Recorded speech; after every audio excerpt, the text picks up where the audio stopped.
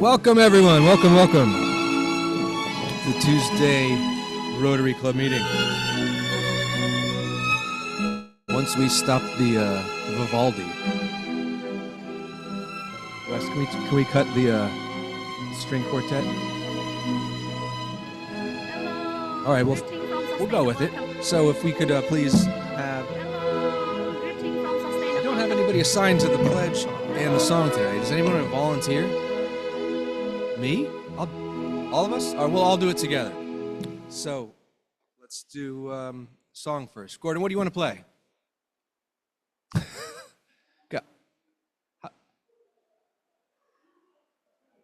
God bless. Let's do God Bless America then, Gordon, all right?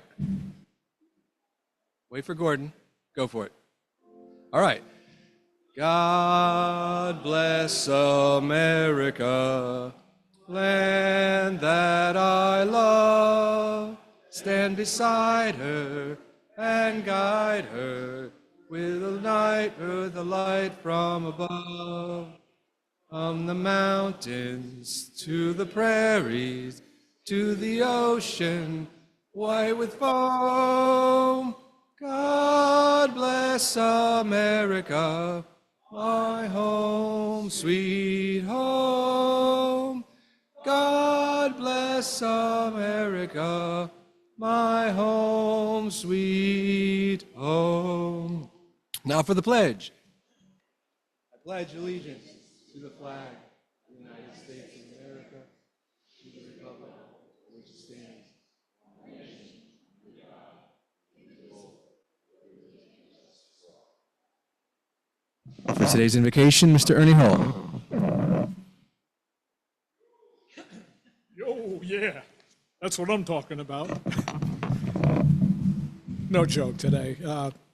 We have been asked for a prayer from Brendan. His wife had a baby, and we want to pray for them and for the joyous new gift that is in their household today. So we praise God for that blessing in his family.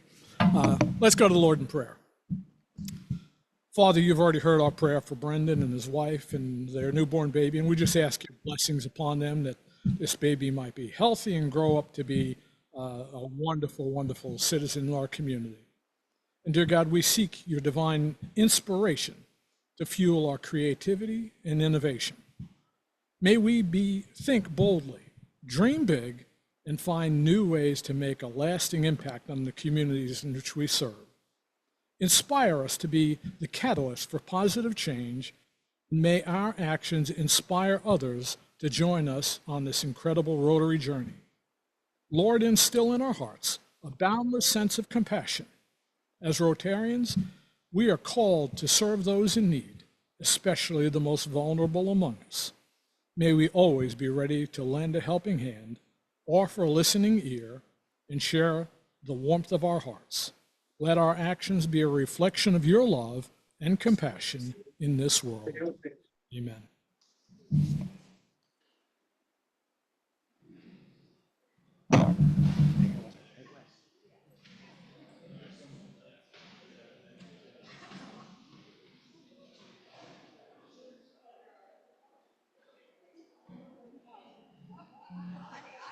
All right, if we have any guests or visiting Rotarians, please stay standing.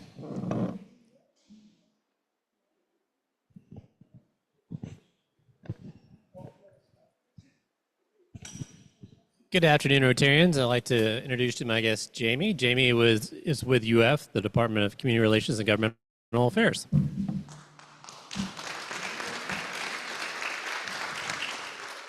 Good afternoon, Ed Ellett, and I am delighted to have as my guest today my wife, Marcia.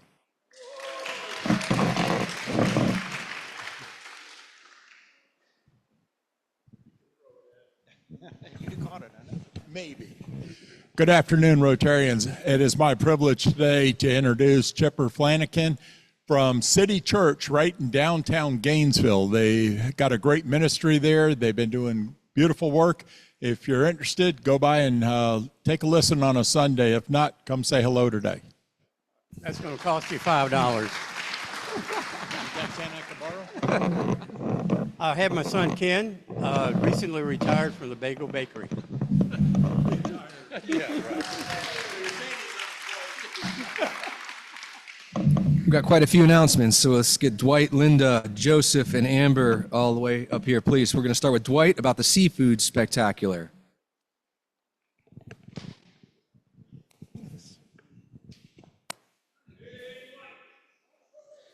Hey, everybody. David just bought 20 tickets. Thank you, Big David. Big Daddy over there. Appreciate, he's giving, yeah, so anyway, I need a big ticket push from this group, okay? This group is the strongest group of all the Rotary groups out there. We always rely on y'all to buy tickets for Seafood Spectacular and Wild Game Feast, of course, and be a sponsor. Again, the Wild Game Feast is November 6th, the first Thursday in November. I mean, Seafood Spectacular, I'm sorry. What am I saying? Boy. So please support, buy tickets. We have sponsorships available. You buy for $150, you get 2 tickets, and you're a master fisherman. We get your name up and recognize you or your company. So think about that as well. And we also have a work day, November 1st, next Saturday. Come out and help brush off the leaves and clean up the place. Looking forward to a great event. We all have a lot of fun, beer, wine, sodas, great seafood. The Culinary Institute from East Side will be there. So please come out and support us, okay? Thank you so much.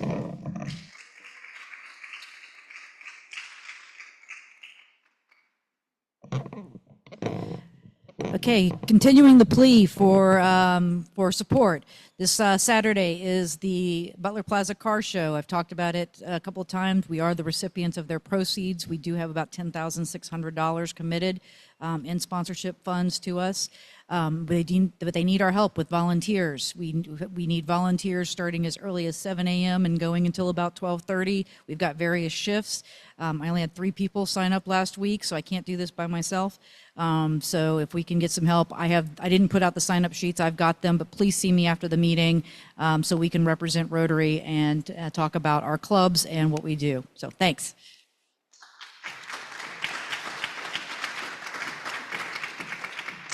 Good afternoon, everybody. If you don't know me, I'm Amber Miller, and I have the honor and privilege of serving on our board of directors for our Rotary Club and the chair of our membership committee, along with my lovely co-chair, Rebecca, over here. We wanted to share with you that November, we are going to be launching a membership drive. We want to encourage all of you to please consider inviting a guest throughout the month. And then John over here, our fearless leader, is going to give out a surprise for the person who brings the most guests during the month. So I just want to thank all of you today that did bring a guest and recognize you. Thank you so much for doing that. Our club is incredible and amazing. And yes, buy tickets to the Seafood Spectacular and volunteer at the car show. And then we've got ethics and business coming up that you've got to do. So there's lots to do. Let's do it, guys.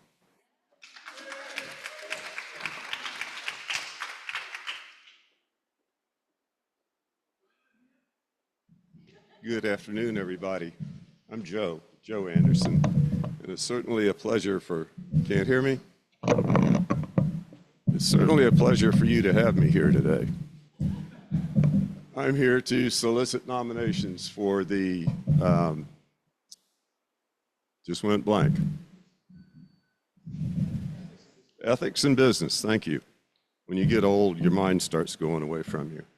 That's a very prestigious award that we give out, and it's given to people or businesses that you would want to do business with, that you know you're going to be treated right, you're going to be treated fairly, and if there is an issue, you know that it's going to be resolved properly. So we're taking nominations until November 7th. That's only 2.5 weeks.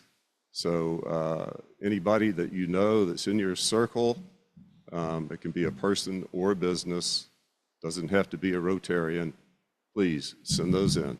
Thanks.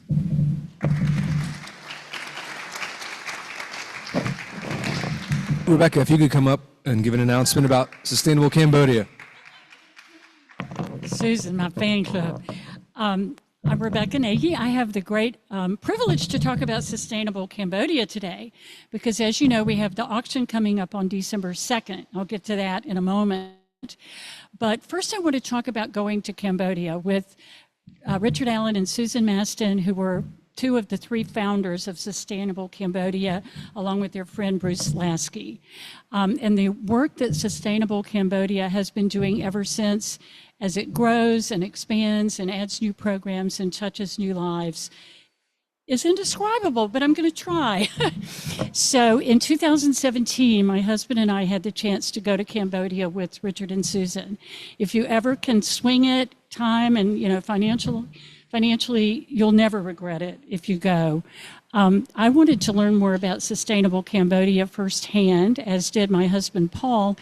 He also had a special interest because he had a young colleague whose parents brought her in their arms from Cambodia during the Khmer Rouge to avoid being killed. And they brought her to America, where they built a wonderful life for her.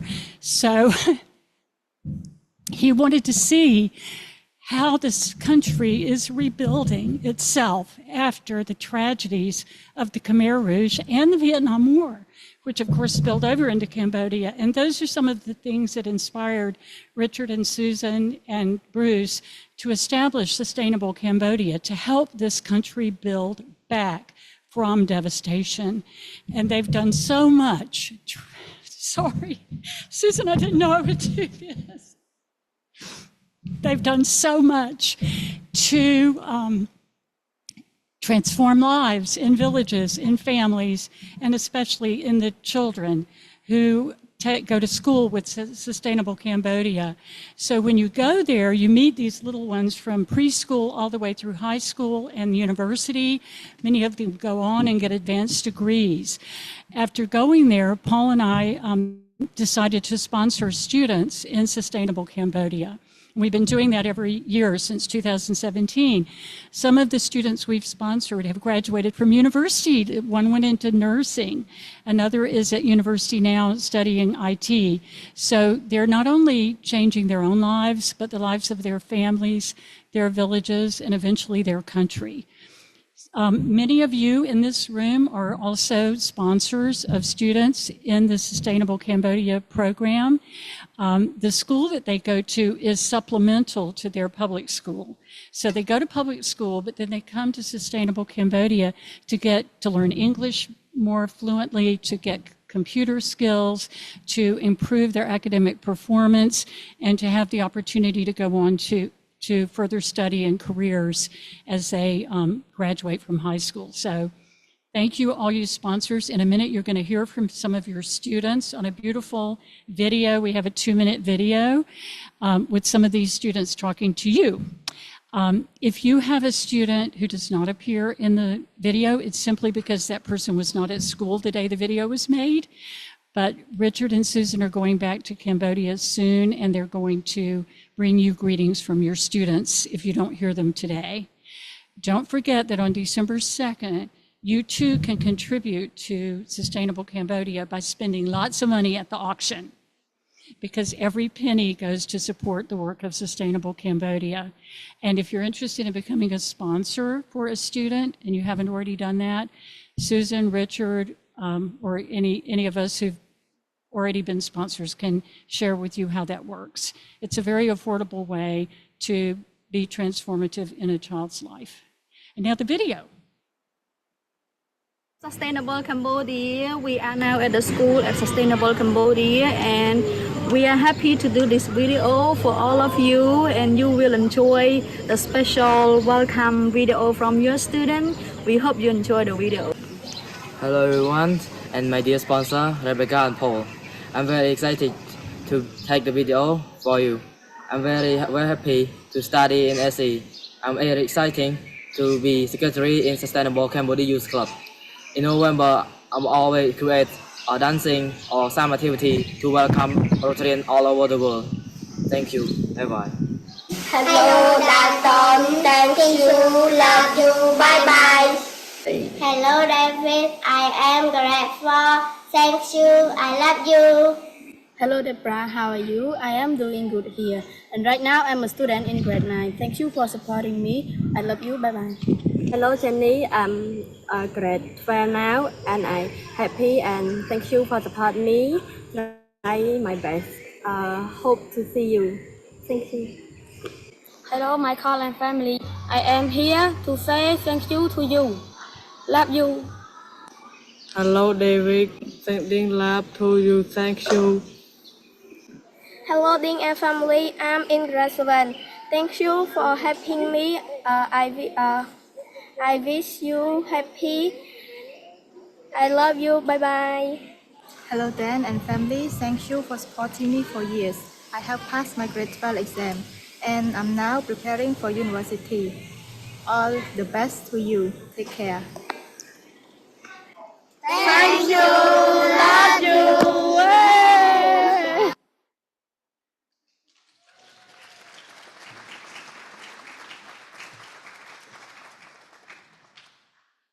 Now we have a craft talk, and this is a special craft talk. You've never seen anything like it. Chris Cano is going to come introduce it. Where'd you go, Chris? Come on up.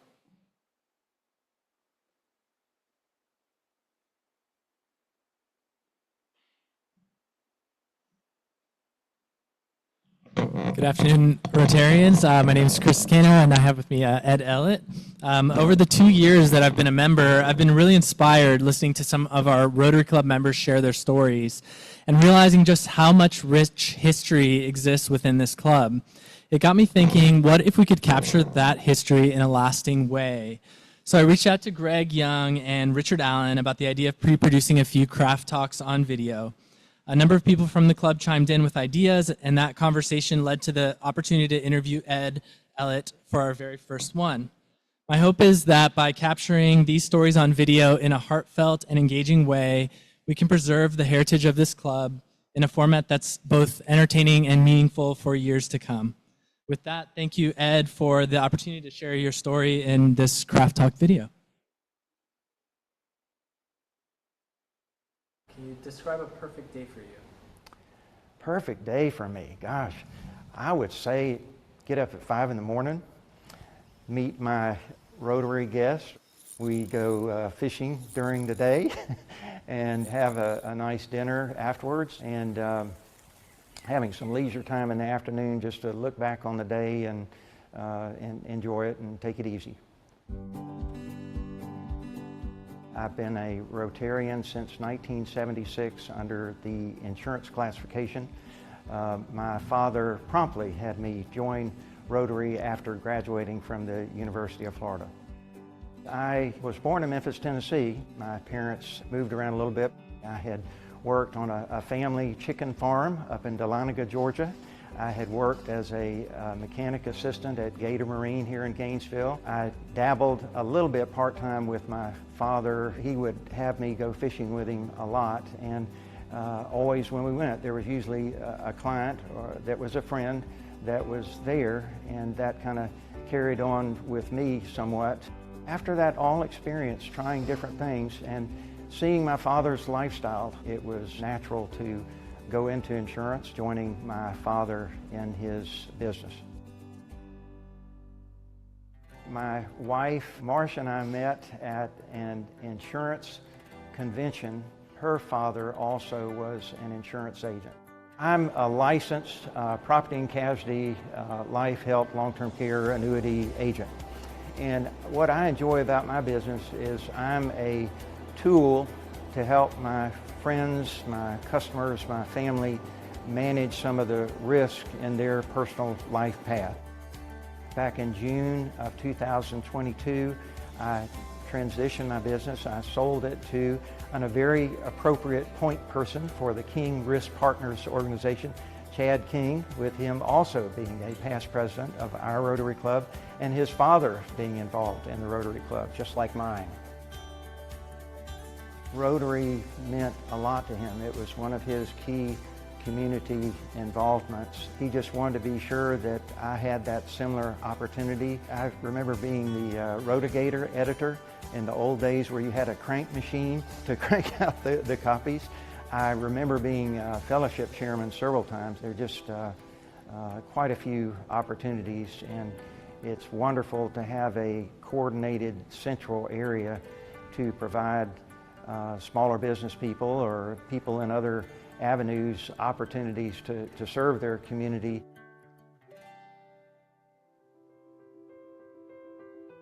For someone joining Rotary today, get involved and take advantage of any of the fellowship events that come up. They're great networking opportunities to get to know some of your fellow Rotarians in all the diverse areas that they represent the community, and to get to know them. There are ample opportunities within Rotary to pick and choose what you do, and do a little here and a little there, and know that you're helping out in the overall picture of things.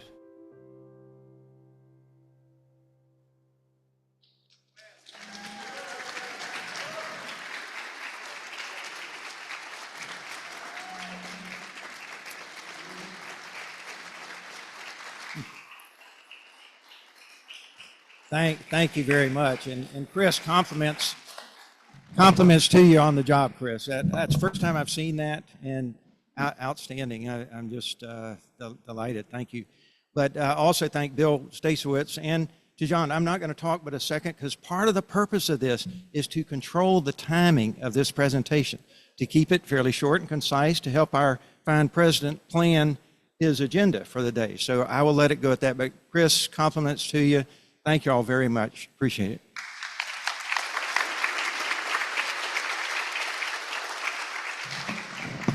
Well, thank you very much, Ed, for being the first Rotarian to do that. And while the video is fantastic and is only a couple minutes long, I really want to thank Chris, because that's several hours of work to put that together.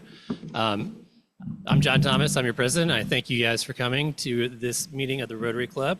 We have a lot of great opportunities on your table for volunteering, and we've fun and fellowship. We had a great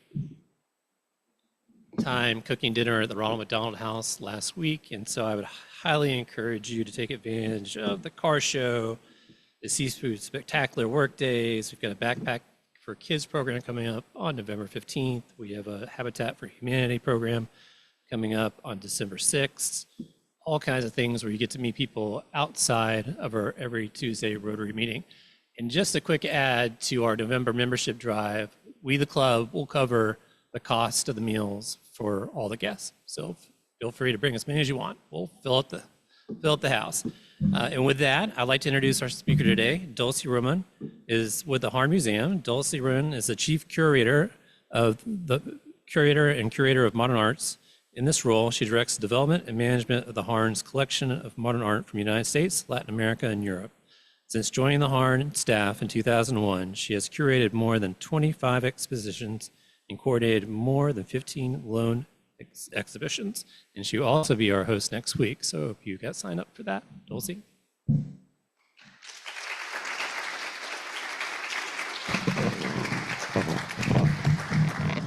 Thank you for inviting me today to be here with the Rotarian Club. I'm so excited to share what we're doing at the Harn Museum and this incredible exhibition that has opened at the Harn in August. I have a PowerPoint that I hope is going to be shown. Uh-oh, is it there? Okay. Well, I'm going to introduce one of our latest exhibitions. It's called French Moderns, Monet to Matisse, 1850 to 1950.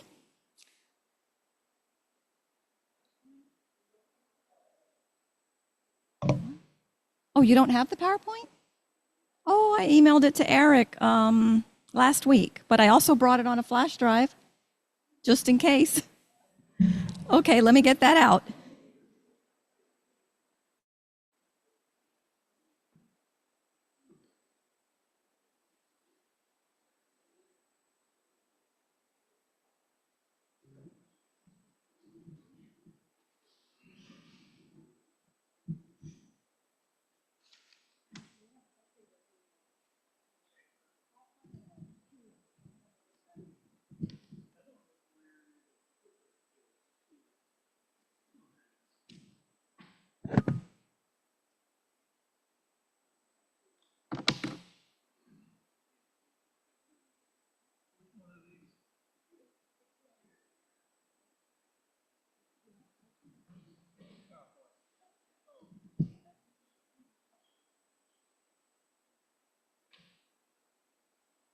Okay, I think we're in luck. I think it's going to load.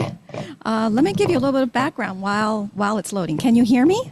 Yes? Okay, wonderful. So this exhibition is called French Moderns, Monet to Matisse, 1850 to 1950, and it's drawn from the collection of the Brooklyn Museum in New York City. So from their fabulous collection, stellar collection of European art. And this is the most significant exhibition that we have had in Gainesville of French modern art. So we're really thrilled to have it. It includes about, there are 58 works in the show, mostly paintings, but also some sculptures. And they're all by leading artists in France during that time period of the mid-19th to the mid-20th century. And in addition to the two big names you see in the title, Claude Monet and Henri Matisse, there are also a lot of other names that people will recognize. For example, there are works by Paul Cézanne, Edgar Degas, Pierre-Auguste Renoir, Auguste Rodin, Marc Chagall, and many others. Most of the artists in the show were born in France, but there are some who moved there later or were educated there. So you'll see a couple artists in the show who were born in other places. During this period, so mid-19th to mid-20th century, the French art scene witnessed remarkable transformations. Many of the art movements, the isms that you've heard of, were actually started in that area in France. So for example, we have Impressionism and Post-Impressionism, Symbolism, Fauvism, Cubism, Surrealism. These are all movements that were very strong and very important in the development of the arts in France during that time period. The exhibition is divided into 4 sections, and I'm going to give you a couple examples from each of those 4 sections. So those themes are very broad. We have a whole section on landscapes, a section on portraits and figures, a section on the nude, and a section on still life. So let's go to the first section, which is the landscape section. And here you'll see one painting that's actually from the Harn collection. So you're probably wondering, why is there a painting from the Harn collection in this exhibition from the Brooklyn Museum? Well, the reason is that they had 2 Monets in the exhibition that were traveling. And this show has been to other museums. It's been traveling to across the country, and it's been to Hong Kong. It's been to Italy. But the 2 paintings that they, by Monet, had in the exhibition were needed for another show that they're doing on Monet. So they were going to pull them from our show, but luckily we have a fantastic Monet in the Harn collection. So that's why it's in this exhibition. Now, during this period, landscapes, so in the 19th century, landscapes were considered sort of a lower category of all the different types of themes. The French Academy that was started in the 17th century had a whole system of what they considered was appropriate art for artists to dedicate themselves to. And at the top were things like grand mythological paintings, religious paintings, and at the bottom were things like landscape and portraiture. But in the mid-19th century, we had artists who were now pushing against those restrictions of the French Academy, and they were interested in experimenting with new themes and new styles, and Claude Monet was at the forefront of that as the leader of the Impressionist movement.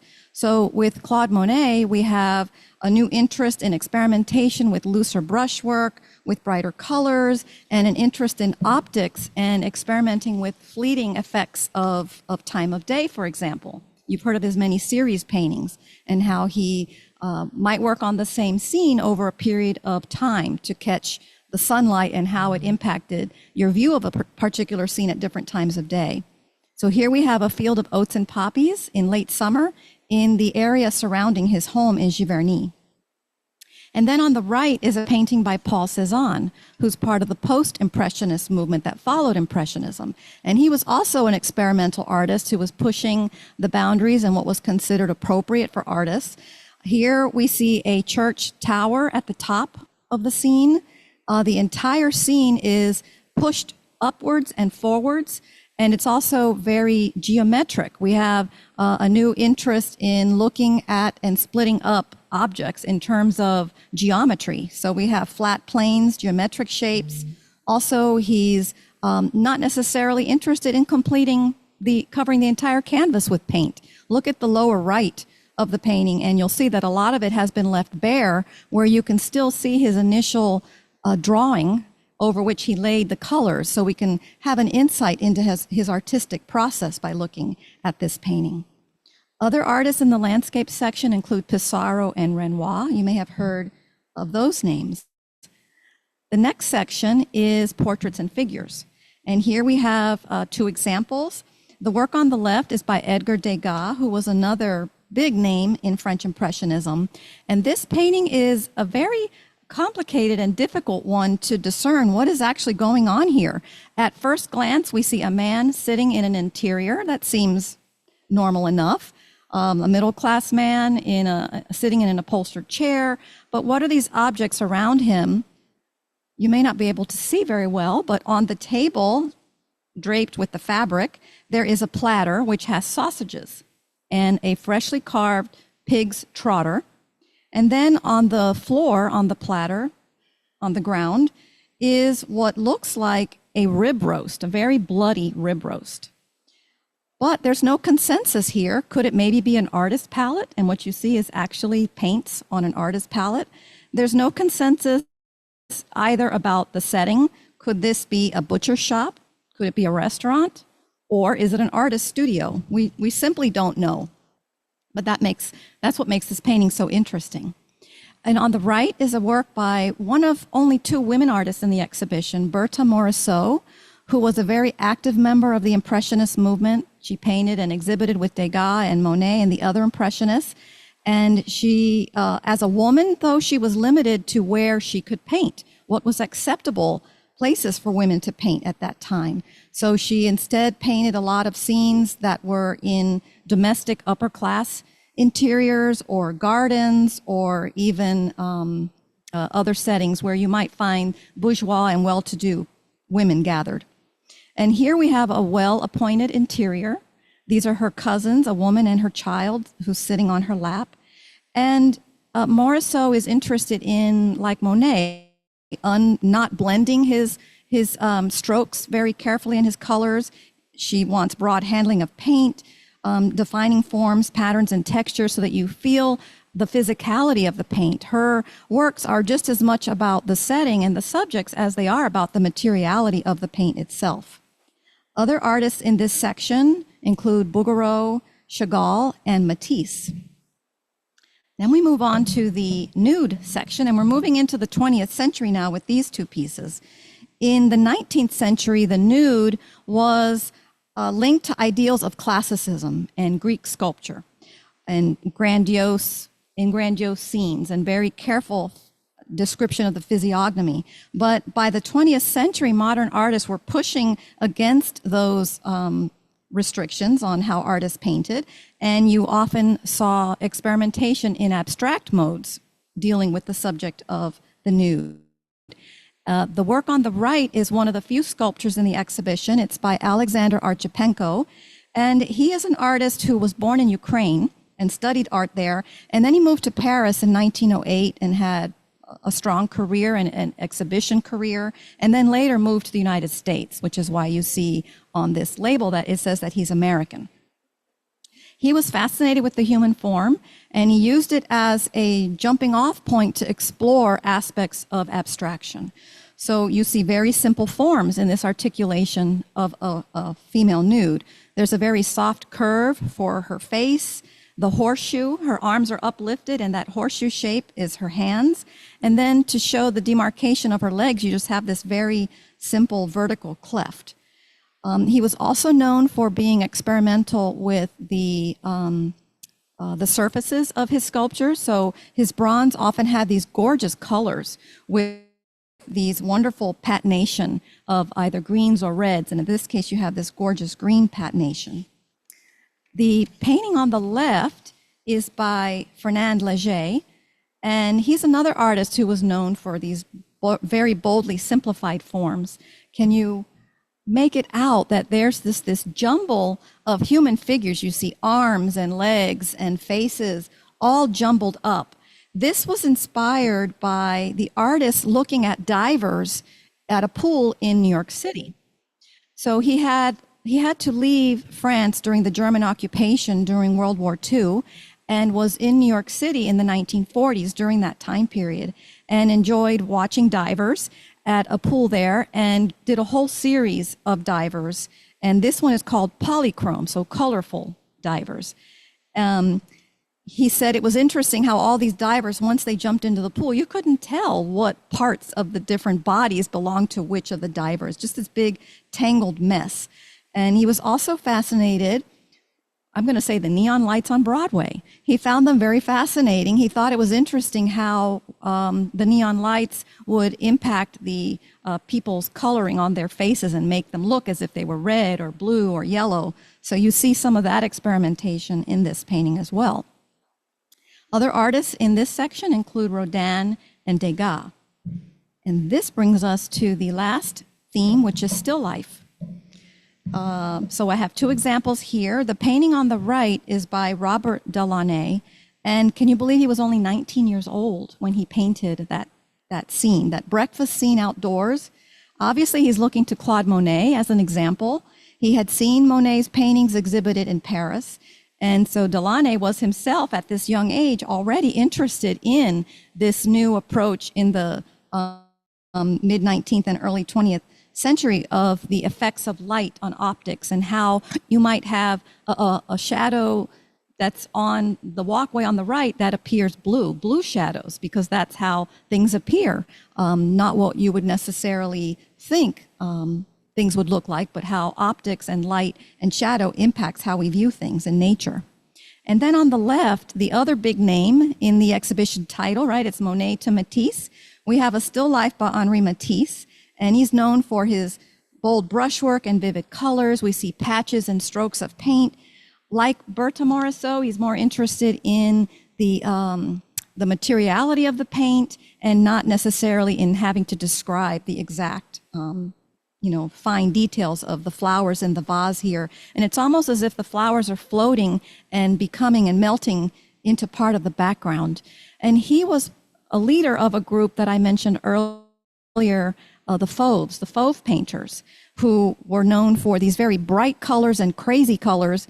And they got their name from an art critic who looked at paintings in an exhibition and thought that compared their works to wild beasts. So fauve actually means wild beasts. Other artists in this section include Renoir and Degas. Gérôme. And I want to finish by reminding people of our hours. So you can come and see the exhibition Tuesdays through Saturdays from 10 to 5, or you can come on a Thursday evening. We're open every Thursday evening from 5 to 9. And we have an Art After Dark series on Thursday evenings. Also, we're open on Sundays from 1 to 5. So this Saturday, we also have a special museum day. We'll be open from 1 to 4 for the museum day, even though the museum is open from 10 to 5 all day Saturday. So the museum day is a glimpse of France. We're going to have tours of the exhibition. You'll be able to pose in a French landscape in our photo booth. And there will be opportunities to decorate and take home your own frame. So that is this Saturday from 1 to 4. And then next Thursday, October 30th, we have our special Rotary meetup. And I know it has a limited attendance of 30, and I think it may already be full. It's already full, so I hope to see some of you there. And if you stick around or come afterwards, we'll be open that evening till 9 p.m., but our theme will not be French. It will be Halloween, a Halloween theme. But you're invited to come. If you didn't make it for the tour, to sign up for the limited attendance, we'll be open from 6 to 9 to enjoy refreshments and music. So hope to see many of you there. And thank you. And are there any questions?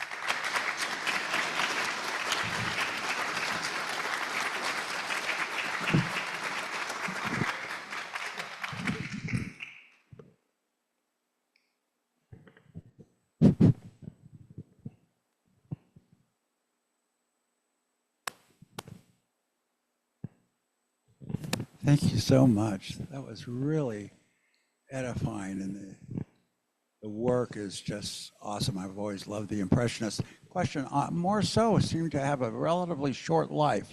What was her story?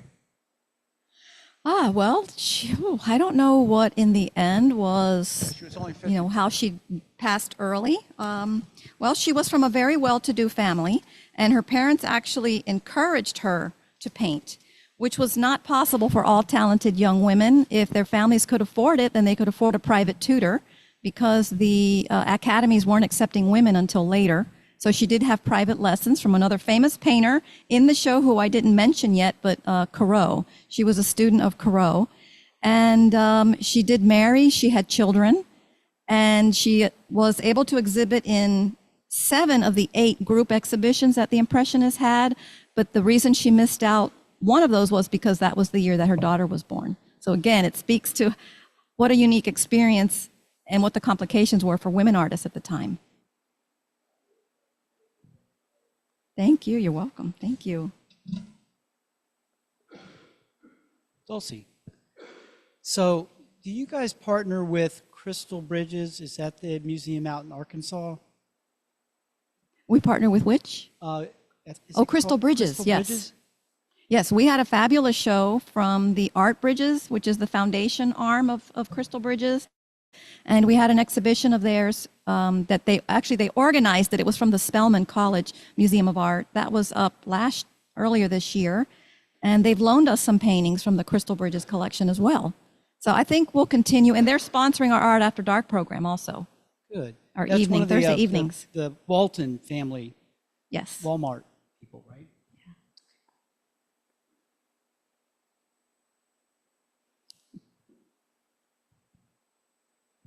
Thank you, Dulce. When I was director working with you at the Harn, one of my favorite things to do was to peek in every day as a new exhibit was being installed and see how it was progressing. Can you tell us a little bit about, you didn't organize this show yourself, as you have done with so many, but you borrowed it and then you had to be responsible for hanging it and everything. You want me to stand up? Is that what you're saying? You had to be responsible for how it looks at the Harn. Can you talk about that process a little bit? Yeah, because sure. I think the work of a curator is a mystery to a lot of people. Yes, well, when we borrow an exhibition from another museum, they give us a list, dimensions, pictures, and they give us some of the written content that we can produce according to our own standard formatting. But that's it. They don't tell us how we need to organize the works, in what order, how we're going to group them, we have movable walls in the exhibition. So for every exhibition, we can reconfigure it to fit, our vision. We pick the paint colors. We do the designs. So it's really a very creative process. And it's one of the most fun aspects of the job actually is being able to be involved in the design and making the exhibition, realizing our vision. You don't hang it yourself. Who helps with that? We don't hang it ourselves. We have a team, a registration and preparation team, and they hang all the art, but the curator gets to be in there and help, and we can say, move that over a foot. Can you go a little higher? That doesn't quite look how I imagined it would. Would you mind if we switched it out? So there's a lot of collaboration during the installation process. It evolves.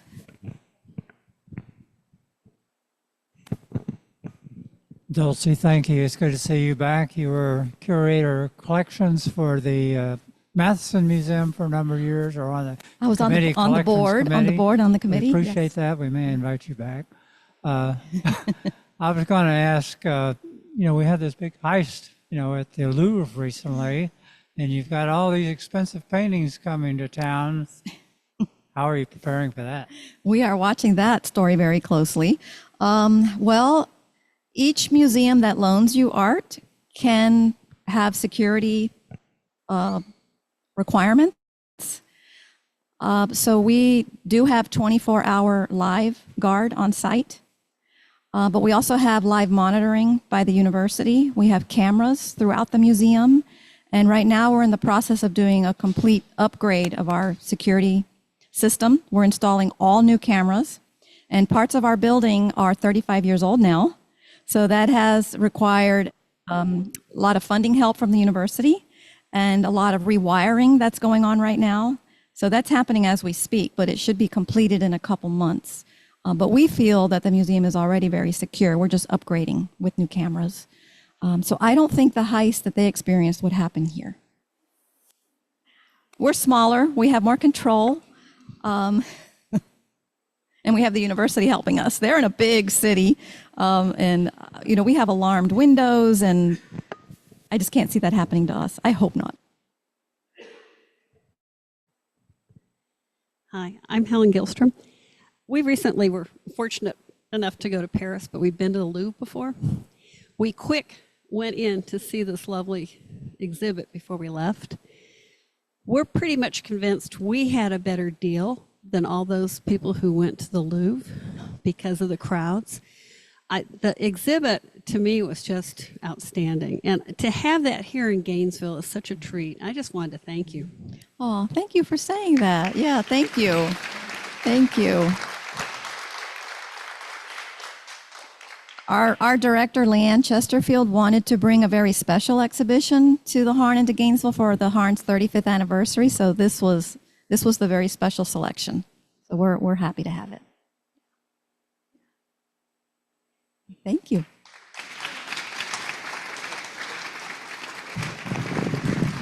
Rita Joseph, thank you very much for coming and talking with us today. And as a token of our appreciation, we are going to make a donation to the Rotary Foundation.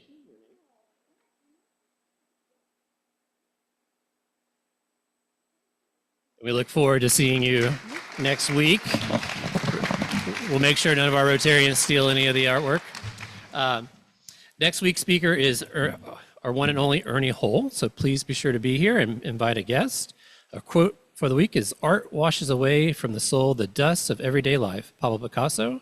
And our Rotary Reading Safari drawing winner is 404. And the new member orientation is going to be held over here on these tables. Have a great week.